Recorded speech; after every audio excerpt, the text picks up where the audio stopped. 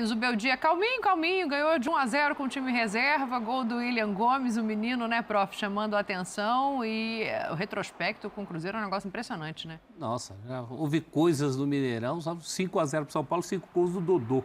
Só que eu me lembre, assim... Agora, olha a escalação do São Paulo hoje, de cara.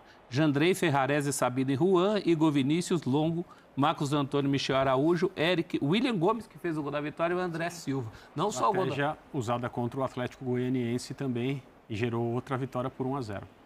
Tá regulando, como diria um amigo meu. E o São Paulo foi muito mais perigoso o jogo inteiro. Dos contra-ataques, a bola ficava com o Cruzeiro, mas o São Paulo descia e assustava muito. O Cássio trabalhou muito nesse jogo até o final da partida.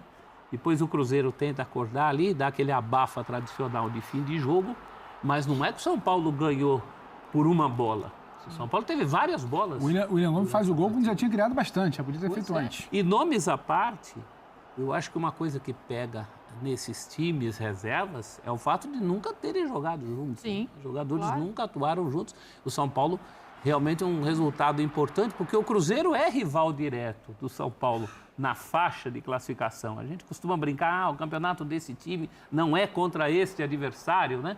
Nós tivemos Botafogo e Corinthians Estavam com o mesmo número de pontos, né? 41. Então, é ali. O São Paulo deu um bote muito interessante contra o Cruzeiro, contra um rival que, inclusive, também tem oscilado bastante, é verdade, mas é um rival de muita qualidade. E com os reforços, aumentou a expectativa do Cruzeiro, uma vitória importante fora de casa e quebrou a série negativa, como a gente está citando ali. Né? Assim, é curioso, né? Porque aumentou a expectativa com a chegada dos reforços e caiu muito a produção do Cruzeiro. Caiu, o Cruzeiro vive uma oscilação e, se não me engano, é a primeira derrota do Cruzeiro no Mineirão. O Cruzeiro tinha perdido como mandante a primeira contra o Fortaleza em Cariacica, passou mais da metade do campeonato com 100% de aproveitamento jogando no Mineirão e agora nem mesmo o trunfo de jogar em casa, jogos abaixo contra o Inter, o clássico contra o Atlético também, em que o Atlético teve mais chances, produziu mais que o Cruzeiro, e agora contra o time reserva do São Paulo, não consegue retomar a sua principal virtude, que era ter a bola, trabalhar bem, e parece que está faltando tranquilidade, Dani. O Seabra se vê mais pressionado, e agora a Sul-Americana ganha um contorno diferente para o Cruzeiro, porque a expectativa do torcedor se inflou, muito pelo sucesso do time, mais ainda pelas contratações. E agora, na Sul-Americana, é essa tacada que o São Paulo vai tentar na Libertadores. No Brasileiro, para título, ficou muito complicado, então é apostar tudo na Sul-Americana, mas para isso não basta só ter o espírito de competitividade, como teve contra o Boca ali num jogo também ruim no Mineirão. Precisa fazer o que o Cruzeiro faz de melhor. É um time que tem muita capacidade técnica. E para isso, talvez o Seabra tenha de repensar algumas coisas e abrir mão de algum desses reforços que não encaixaram bem. O Wallace, um deles, não conseguiu dar uma resposta ainda. Então pode ser que para retomar, ele tenha também de trazer alguns jogadores daquela configuração em que a equipe respondia melhor. Passinho atrás. Bom, o São Paulo aproveitou muito bem a rodada. Quem reserva mesmo? Jandrei, Ferrarese, Juan, Sabino, Igor Vinícius, depois o Alan Franco, titulares entraram, mas é um time reserva. Longo, depois Luiz Gustavo. Até sistema foi alterado. Exato. O linha de 5. Exato. Marcos Antônio, Michel Araújo, depois o Driguinho, Eric, depois o Rato, o William Gomes, depois o Jamal Lewis e o André Silva. Um time reserva. Time reserva. Que resultado do São Paulo. Com pelo menos um jogador que para mim pede passagem nesse momento, que é o Marcos Antônio. Com um nível muito alto. E o mais curioso é que... Desde a estreia dele, né? Desde a estreia dele, impressionante. A capacidade dele de conduzir bola, de dar dinamismo ao meio campo, de acerto de passe. Ele e o William Gomes, não que o Bobadilla venha jogando mal, mas eu acho que ele pode ser, junto com o Luiz Gustavo, uma dupla muito boa no time titular do São Paulo nesse momento. Mas enfim, acho que são alternativas, o Bobadilla não chega a comprometer. Agora, o mais curioso que me chamou a atenção foi... Vai ter elogio e não chega a comprometer.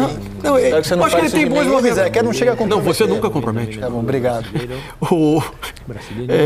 Mais do que isso, me chamou a atenção como o time reserva do São Paulo conseguiu fazer algo que vem sendo muito complicado para o time titular, especialmente quando joga fora de casa, que é a produção ofensiva. A produção ofensiva do São Paulo tinha caído, fora de casa em especial. O time que tem muita dificuldade de criar oportunidades, e hoje o São Paulo foi o tempo inteiro mais perigoso do que o sem Cruzeiro. Caleri, sem Lucas, né? E contra esse Cruzeiro. E muito bem o William Gomes, dificílimo né? em casa. O William Gomes é impressionante. É o tipo de jogador que faz essa diferença. Vê quantos dos lances, 60%, 70% dos lances de ataque, de construção, de criação do São Paulo, ele estava lá, né?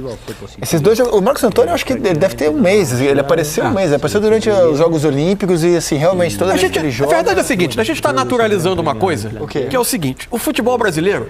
Isso, esse é o Mansur que eu quero ver. Verdades aqui no Essa janela, ela é maravilhosa. Traz Alexandro, o Marcos Antônio, que já jogou Champions League, traz o Alex Telles, traz jogadores que há 10 anos atrás... A gente não imaginava ver no Almada. futebol. A gente não imaginava ver aqui.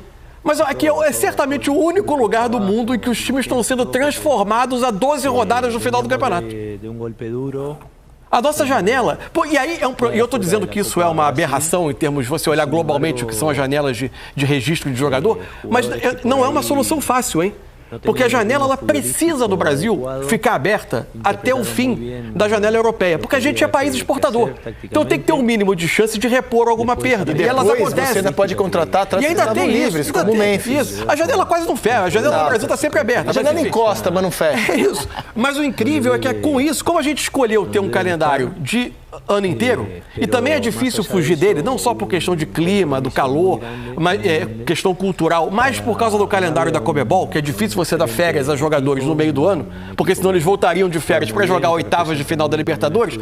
Com esse calendário que a gente tem, a gente está fazendo troca de jogador e trocas fundamentais em time, jogadores estreando na 26ª rodada de um campeonato de 70% do campeonato andou. Se você pegar o Corinthians hoje... Isso, esse time não existia. Completamente diferente. Há um mês e meio atrás esse time não existia. Completamente diferente, em todas as posições. Só que, em geral, reta final de campeonato é para os times prontos, montados, apresentarem o seu melhor rendimento. No Brasil, você está experimentando o jogador. Você tem jogador se adaptando, jogador estreando. É uma realidade muito peculiar. Mas, olha, a comissão técnica de fora se adaptar aqui deve ser um exercício terrível. Por supuesto, felicitar a los jugadores y a todo el staff por a todo el grupo de trabajo, dirigente, todo, porque veníamos de un golpe duro, como quedar afuera de la Copa Brasil, y sin embargo, jugadores que por ahí no tenían el ritmo futbolístico adecuado, interpretaron muy bien lo que había que hacer tácticamente. Después aplicaron sus características, que al final la táctica tiene que ver con poder aplicar sus características en las zonas donde deben estar. Pero más allá de eso hubo un compromiso muy grande para ganarle a un excelente equipo, un equipo que juega muy bien, que representa muy bien también el fútbol brasileño. Y bueno, estábamos ahí cerca en la tabla de posición, estábamos con los mismos puntos, entonces en todo sentido es un muy buen triunfo. Y por sobre todas las cosas, repito, se jugó bien de principio a fin, se supo sufrir en algún momento, pero en todo el partido tuvimos la sensación de que metíamos el gol. Y eso siempre es bueno porque significa que la producción es positiva o fue positiva. Prácticamente no nos llegaron, se defendió bien y bueno, creo que es un gran premio al plantel. Así que seguimos sumando en el Brasileirão, es muy importante para nosotros y bueno, ahora dar vuelta a la